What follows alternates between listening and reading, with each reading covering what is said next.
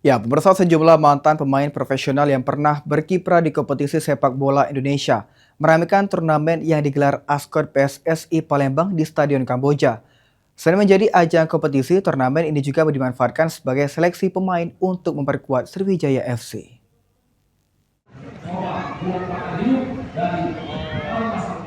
Sejumlah pemain profesional yang pernah tampil di kompetisi sepak bola nasional ikut ambil bagian bersama para pemain lokal dalam turnamen sepak bola digelar Askot PSSI Palembang.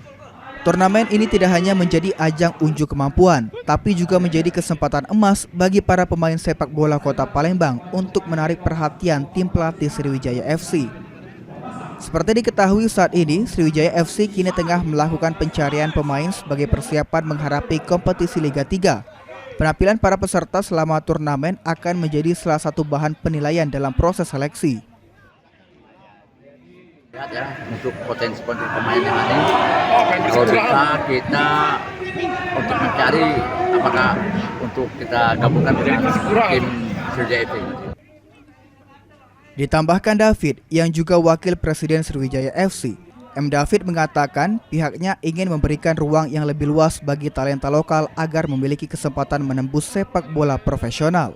Tim Liputan, PAL TV.